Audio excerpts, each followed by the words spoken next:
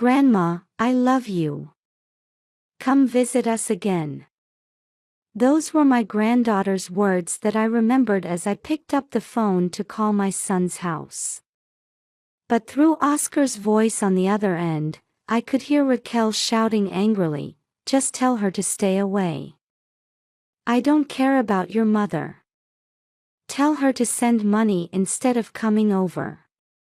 While it's common for mothers-in-law to be avoided, this outburst seemed unusually harsh. I was deeply confused. What could possibly be happening? Help Papa first, not me.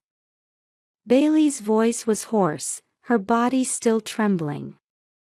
Yet despite this, Bailey was desperately concerned about Oscar. I was amazed that such a small body could contain such immense courage and love. Stay calm, stay calm. I must help Bailey and Oscar. I encouraged myself as I stood up. I will save them no matter what. After all, the fate of my two precious family members rests in my hands. I'm Patricia, 64 years old. Currently, I live alone in an apartment. I worked at a company until I was 60, raising Oscar as a single mother. Oscar moved out when he went to college. These days, I work part-time 3 days a week and enjoy a comfortable life. The happy news came about 7 years ago. Oscar announced he was getting married. What's more, his bride-to-be was a beautiful woman 9 years his junior. Oscar was 30 at the time, making his fiancée a young lady of 21. Her name was Raquel. They met through a mutual friend and hit it off immediately. My parents also divorced when I was young, and I grew up with just my mother and sister. So I really understand how Oscar feels about cherishing his mother, Raquel said with a radiant smile. Of course, I wholeheartedly approved of their marriage and gave them my blessing. Looking back now, I fondly remember how surprised I was when the young couple shyly admitted, "Actually, Raquel is already pregnant." Soon after, my adorable granddaughter Bailey was born. Their house was only a 20-minute drive away. When Bailey was little, I often looked after her, and those days were filled with even more happiness.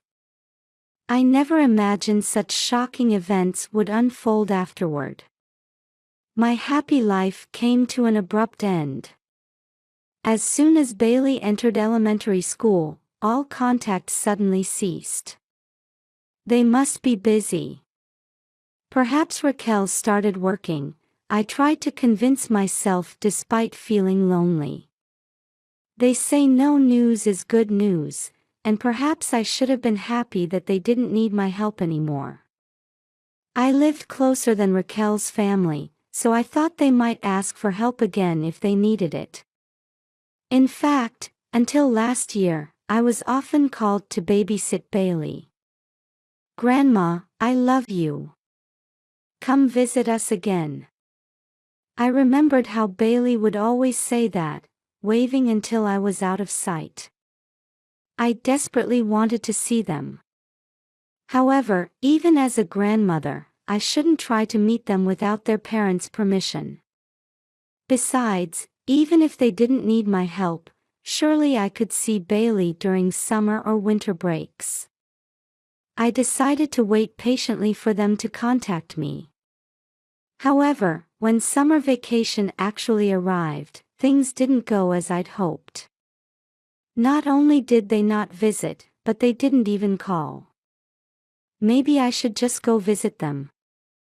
With this thought, I called Oscar one evening. I planned to check their schedule first, as showing up unannounced would be rude. I thought I could visit for a few hours on a weekend that worked for them. I wouldn't stay long to avoid being a burden. While listening to the ringtone and thinking about what gift to bring, Oscar's response was unexpected. Raquel says it would be troublesome. She's tired and doesn't want to see anyone. I'm sorry, but could you hold off this year? I was stunned for a moment, but gradually understanding sank in. Meeting me was a burden for Raquel. I sometimes forgot that to Raquel, I was just a mother-in-law. I had thought we were like friends, but maybe Raquel had just been putting up with me. If she's tired, I could help with housework. Or would that be more troublesome? I tentatively asked. Oscar moved the phone away from his mouth to say something.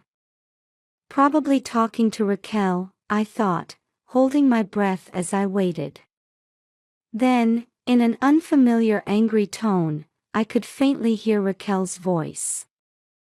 Just tell that old hag to stay away. I don't care about your mother. Tell her to send money instead of coming over. Though the voice was distant and unclear, that seemed to be what she said. Can you imagine how shocked I was? I was so shocked I couldn't even speak. Then I heard Oscar's very apologetic voice. I'm sorry, but she doesn't want anyone in the house.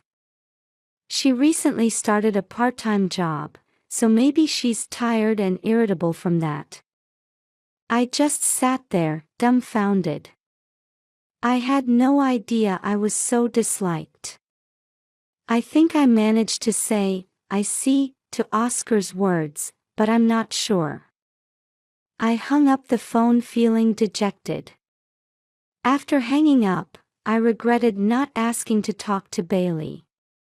Really, more than wanting to visit, I just wanted to see Oscar and Bailey's faces. For Raquel, having a mother-in-law intrude on her family home must be stressful. When I was still married to my ex-husband, I remember being very tense on days when my mother-in-law visited. It's not hard to imagine why Raquel would dislike it. At this rate, if I'm really disliked, they might not let me see my granddaughter even if I visit. I deeply regretted my actions. At the same time, I understood that Raquel had indeed started working. Raquel had married Oscar shortly after becoming a working adult and became a full-time housewife. I heard her previous job was office work. Part-time work might involve standing all day, so the fatigue could be different. As Oscar said, she might be physically and mentally tired and unable to deal with various things. I quickly sent Oscar an apologetic message. I'm sorry about earlier. Please apologize to Raquel for me. Having people over is really troublesome, isn't it? I understand now. I just wanted to see Bailey's happy face, so please send me a photo sometime. If you can come visit soon, let me know. I waited for a reply with an almost prayer-like feeling. Then, sooner than expected, I received a phone call. The number shown was Oscar's, so I quickly answered. However, surprisingly, it wasn't Oscar but Raquel who started speaking. Hello. Thank you for being so considerate, she said in a weak voice, completely different from the angry shouting I had overheard earlier. She sounded genuinely exhausted. For a moment, I wasn't sure which version to believe, but either way, my course of action would be the same. Whatever her true feelings might be, it was better that she was at least trying to get along with me. With this in mind, I made an effort to sound cheerful. It's been a while, Raquel. I heard you started working. You must be working hard. I'm sorry for suggesting a visit at such a busy time. Raquel let out an exaggerated and even made sniffling sounds. If she was really crying, she must be very emotionally unstable. Yes, I'm really exhausted. It's summer vacation, but I'm sorry, this time. Raquel spoke in a very sad voice.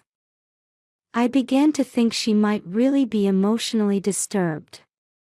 My concerns started to outweigh my suspicions. Words like hormonal balance, stress, several potential causes of her condition crossed my mind. If that was the case, I would have much preferred simple mother-in-law dislike. Of course, that's fine. I'm sorry for being pushy, don't worry about it at all. More importantly, are you okay? Are you getting enough rest? I spoke quietly, taking great care not to upset her. Raquel was silent for a while. After an anxious wait of several seconds, a slightly more cheerful voice answered from the other end of the phone. I'm fine. Well then, she said, and after a brief goodbye, the call ended. I couldn't help but sigh. There was no way I could ask about seeing my granddaughter in that atmosphere. Raquel's behavior was scary, but I was also concerned about how Oscar seemed to be giving in to everything she said. I wondered if this was just how young women, or rather young couples, were these days, but couldn't find an answer. Unable to shake off my unease, I reluctantly decided to give up. About 30 minutes after the call ended, I received a message from Oscar. It asked if we could meet during his lunch break tomorrow. Since I had the next day off, I immediately replied okay. The next day, we agreed to meet for lunch at a restaurant near Oscar's workplace. Oscar, whom I hadn't seen in a while, looked tired. His words lacked energy. Lately, Raquel's been acting strange. She goes out every night and comes home drunk. She's too hungover to get up, but she won't let me ask either your help or her family's with Bailey. I'm really at a loss. Oscar took a key from his pocket and handed it to me. It appeared to be a spare key to their house. I'll give you this just in case. If I get sick or something and can't move, could you come if I call? I accepted the key while trying to suppress my anxiety. It wasn't like Oscar to make such a request. Even after returning home, I couldn't sit still with worry. After 3 days of agonizing, I sent Oscar a message. I wanted to talk to him directly again and hear more about his troubles. Can you talk on the phone right now? At this hour, he should be home. Usually, some kind of message would come back right away. But no reply came, no matter how long I waited. By midnight, I was even thinking about visiting their house when I finally received a response. Busy. Can't for a while. Such a curt reply. My unease wouldn't subside. The next day, though I worried I might be overreacting, I decided to call Oscar's workplace. To my surprise, they told me Oscar hadn't been coming to work for 2 days due to poor health. True, he had looked unwell when I saw him 4 days ago. It wouldn't be surprising if he had fallen ill after that. But if he was sick, why would he reply, busy, rather than, sick, to my message? By now, my unease had turned into blaring alarm bells in my head. I rushed to Oscar and Raquel's house. I rang the doorbell, but no one answered. When I used the spare key to enter, I found several heavy stones stacked in the kitchen for some reason. They were shaped like curling stones and weighed about 20 pounds each. As I wondered why such things were there, I heard a noise. Looking around, I saw Bailey outside on the balcony. I hurriedly opened the window and was shocked further. Bailey was chained up. Though thin, the crude metal chain looked sturdy and wouldn't be easy to remove. It was cold outside. I quickly took off my coat and wrapped it around Bailey. She was shaking, perhaps from the cold. Yet when she looked up at me, she cried out, "Help Papa first, not me." I was confused by what she meant. As I held Bailey, I listened to more of what she had to say. Mama locked Papa under the kitchen floor. Under those heavy round things. Please, hurry and help him. I caught my breath at this unimaginable story. Following Bailey's plea, I removed the stones to find a trapdoor in the floor.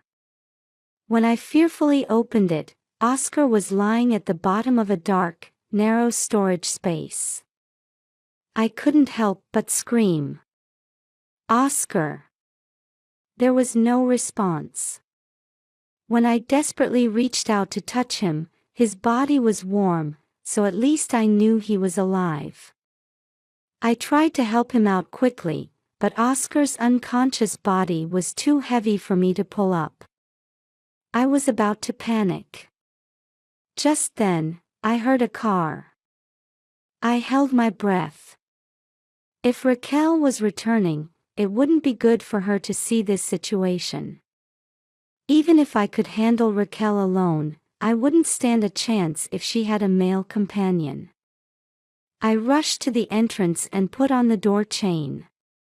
It seems it wasn't Raquel's car, as there was no sign of anyone. The movement had actually helped clear my head. I told myself, "Stay calm, stay calm.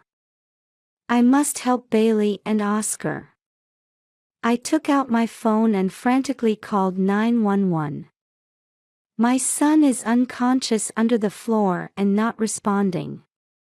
And my granddaughter is chained up, and I can't remove it. My granddaughter says, 'Mama did it,' and my daughter-in-law isn't here. Please help quickly while she's away." I explained the situation and location as they asked. The other end of the line seemed tense as they listened to my plea. I repeatedly begged the operator, who said they would come right away, to hurry. I didn't know how long Raquel had been out or where she was. When I asked Bailey, she just cried, saying, "I don't know." I pulled the chain as far as it would go to get her inside. I wrapped Bailey in a blanket I brought from the bedroom and held her tight. "It's okay, Grandma will definitely help you. I'll protect you no matter what." Then I returned to my motionless son. His lips looked dry, but there was no way to give him water now. He was breathing. I didn't understand why he wouldn't open his eyes. As I prayed for the police and ambulance to arrive quickly, suddenly there was a rattling sound at the entrance.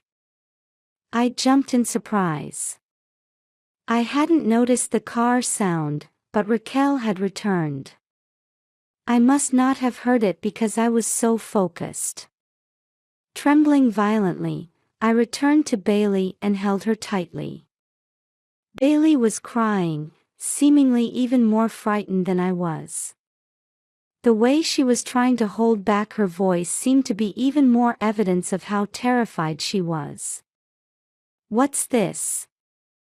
Raquel tried to open the door forcefully several times while yelling. It sounded like she was even kicking the door. She must have seen my shoes through the gap left by the chain, as Raquel raised her voice even louder. "What the hell, it's that old hag, isn't it? You had a key."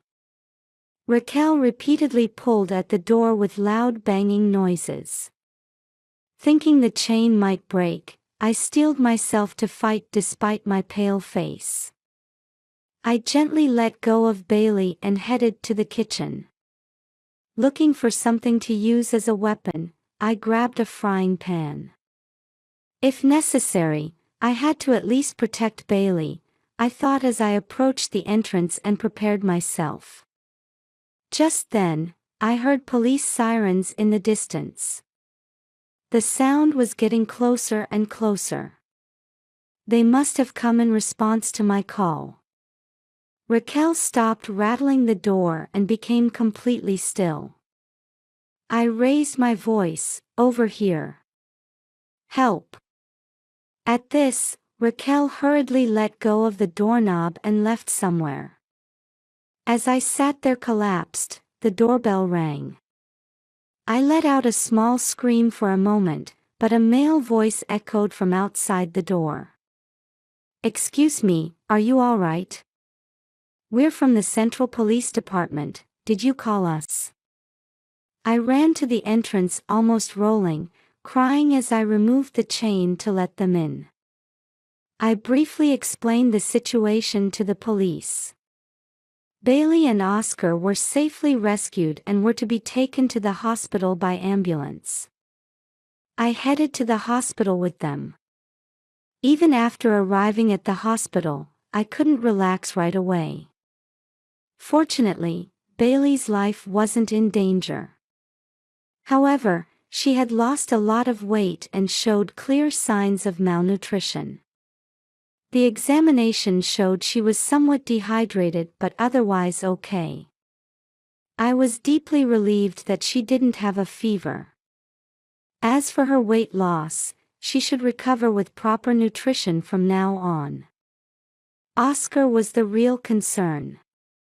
When Oscar first arrived at the hospital, he was still unconscious as if in a coma. He wouldn't respond no matter how much I shook him or called to him. I kept calling Oscar's name until the nurses had to pull me away. "Oscar! Please, wake up! Papa!" Bailey was also crying. I held Bailey tightly and continued to pray for Oscar's safety. While waiting for his treatment, I gradually heard more of the story from Bailey. Mama locked Papa up, and when I told her to stop, she got really angry and put me outside. I tried hard not to cry because she'd get even angrier if I made loud noises outside. Bailey clung to me and told me in a small voice how frightening it must have been to see her father in such a state. Yet she still had the courage to speak up and try to stop it, which made me proud and gave me strength. "You must have been cold and scared. Was that chain from then too?" I remembered the chain that had bound Bailey. It was truly pitiful how the cold chain had touched her bare skin. Still, I wondered why there happened to be a chain there in the first place. Yes. But Mama used to chain me up sometimes even when Papa wasn't around. Mama would say I was in the way and chain me up when I was moving around too much. She's been doing it since I was even littler than now. I trembled. Does that mean Bailey was chained up like that even during times when I was watching her at their house? I almost asked why she hadn't told me sooner but stopped myself. It would be cruel to ask such a thing of such a small child. It wouldn't have been easy for her to seek help about something her mother did inside their home.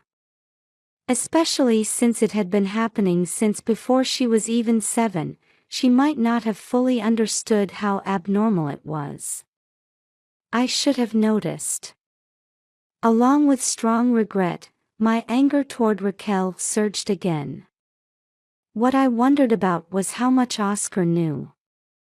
I decided to ask Bailey. Did Papa know about the chain? Bailey shook her head. No words followed. I hugged Bailey and waited patiently. Eventually, Bailey answered with tears filling her eyes. Mama said she would get really angry if I told Papa or Grandma, so I kept it a secret. Mama never did mean things to me when Papa or Grandma was around. She would become the nicest mama when Grandma was there, so I liked that version of Mama. Despite everything that had been done to her, Bailey hadn't completely given up on her mother Raquel. This time, I couldn't hold back my tears. Bailey cried with me. The time waiting for Oscar's treatment to finish felt incredibly long. I think it felt much longer than it actually was. We later learned that Oscar had been trapped under the floor without food or water for about 2 days. Fortunately, the duct tape was loosely applied, so it wasn't completely airtight. Because of this, at least his breathing hadn't been impaired. Finally, the long-awaited news arrived. Oscar had regained consciousness after receiving 4 fluids. Incredibly relieved, Bailey and I rushed to Oscar's side. Oscar smiled when he saw Bailey, and we all rejoiced in each other's safety. The next day, Oscar's story revealed what Raquel had done. Raquel had told Oscar to clean under the floor, and when he went down, she closed the lid. Oscar tried to get out in a panic, but couldn't open the lid no matter what. Mama put those heavy round stones on top and stood on them. Bailey testified as well. The police officers listened to their stories with grave expressions. Raquel's behavior changed dramatically after Bailey started elementary school. But thinking back now, there might have been signs even before that, Oscar murmured sadly. His gaze at the ceiling was distant and anxious. After the police left, we were able to hear more details. Even when Bailey was younger, there were times when Raquel would go out with friends and come home late. The next day, Bailey would be unusually quiet. I thought she was just being considerate of her mother who looked hungover, but maybe even then, Raquel was being cruel to Bailey when I wasn't looking. Oscar sighed. Since his wife was so much younger, he had thought it was normal for young people to drink too much while out with friends. Apparently, she had even shown him photos taken with her friends as proof that she was just hanging out with female friends. She seemed to be working hard at home during the day with housework and taking care of Bailey, so I thought it was fine if she needed to blow off steam. If only I had paid more attention to Bailey's behavior, Oscar said, lowering his eyes sadly. Despite having been in danger himself, he only spoke words of concern for Bailey. I felt a bit proud that he had become such a kind father. But for Raquel, perhaps that very kindness was what made her think she could get away with even more selfish behavior. Thanks to Bailey and Oscar getting better, more of Raquel's wrongdoings came to light. I did my best to care for them both and told them to come stay at my house after they were discharged. I thought they shouldn't have to return to that place where they had such